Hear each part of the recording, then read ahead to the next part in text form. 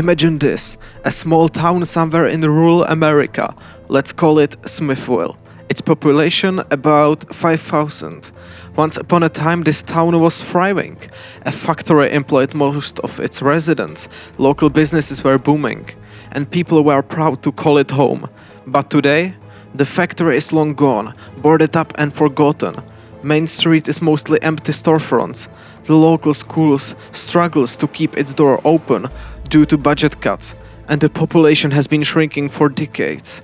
What does Smithville have to do with the destruction of America's political system? Everything, and yet kinda nothing. And here's the thing, this imaginary town we called Smithville isn't unique.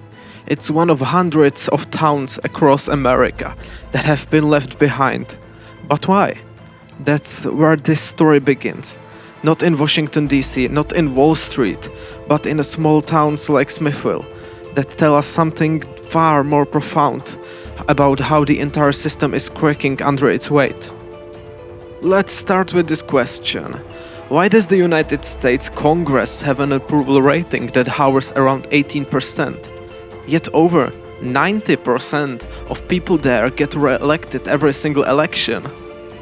Think about it. If you run a business and 82% of your customers hated what you were doing, you wouldn't survive another month. Yet in politics, this dysfunction thrives. Here is another one. Why does the average age of a US senator sit around 65 years old, making it one of the oldest legislative bodies in the democratic world? Why are laws about the future of technology, climate and social media being written by people who don't grow with the internet? Or how about this? Why is the US political system the only one among developed democracies where a candidate can lose the popular vote by nearly 3 million votes and still become a president? This isn't some fluke, it happened twice in the past 20 years. And all of this brings us to even darker question. Why are so many Americans losing faith in democracy itself? According to a 2021 Pew Research Center study, only 16% of Americans say democracy is working well. That's 1/6 of the population. Everyone else? They believe the system is either fundamentally flawed or needs major reform. And here it gets even more troubling. Political scientists point to something called the minority rule. It's the idea that the structure of the US political system increasingly allows a smaller, less representative group of Americans to wield power. Think about this. The last time a Republican president won the popular vote, except of this year, was in 2004. Yet Republicans have appointed 6 of the last 9 Supreme Court justices. And then there's money. Let me hit you with a number. 16.7 billion. That's how much was spent on the 2022 midterm elections. For context, that's more than the GDP of 70 entire countries. Who's funding this? Corporations? And a tiny group of ultra-wealthy donors. A 2014 Princeton study found that the preferences of average Americans have almost zero influence on policy outcomes. Instead, decisions are made to benefit the wealthy elite. So, how did we get here? Let's zoom out. In 1787, the US Constitution was written as a compromise, a framework designed for 13 states, a population of under 4 million, and a society that relied on horses and handwritten letters. The world it was built for no longer exists, but instead of adapting the system, has calcified. Take the Electoral College for example. When it was created, the US was a slow society, where communication was slow and direct democracy wasn't feasible. Today it allows a handful of swing states to determine the outcome of presidential election. How is that even fair? Or look at the filibuster, a Senate rule that wasn't even in the Constitution. Originally, it was a tool to ensure extended debate. Today, it's weaponized to block legislation, even when the majority of Americans support it. Gun control, healthcare reform, climate actions, all stuck because of rule that lets 41 senators out of 100 block any bill they don't like.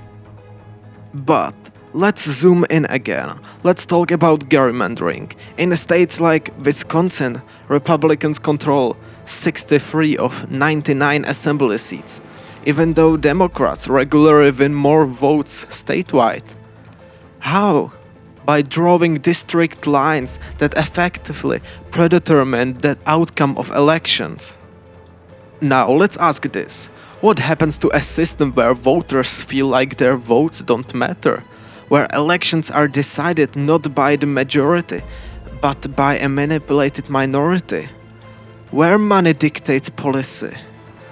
Where the constitution meant to represent the people no longer do? This isn't just a theoretical question. The cracks are already visible. In 2020, nearly 70% of Republicans believed the election was stolen. In 2021, we saw an insurrection at the US Capitol, the first time in modern history that the peaceful transfer of power was seriously challenged. And let's take another step back. What happens when polarization becomes so extreme that compromise is impossible? A 2022 Gallup poll found that 40% of Americans now identify as independents, the highest number in history. People are abandoning the two major parties, not because they don't care, but because they are tired of the system that doesn't work. But here's the twist. The system isn't falling by accident, it is falling by design. Politicians don't fix it because the dysfunctional system benefits them. The gridlock means they don't have to take difficult votes. The polarization has helped them raise money. The lack of term limits allow them to stay in power indefinitely. So, what is the solution? That's the hardest part. Do we abolish the Electoral College and gerrymandering, ban dark money in politics?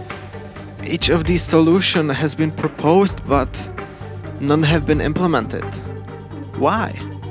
Because the people in power are the ones who benefit most from maintaining the status quo. And now the ultimate question. Can a system that's designed to perpetuate its own flaws ever truly fix itself? As we close, remember this. Smithville isn't just a forgotten town. It's a symptom of a system that prioritizes power over people. It's the canary in the coal mine, warning us of what's to come if we don't change course.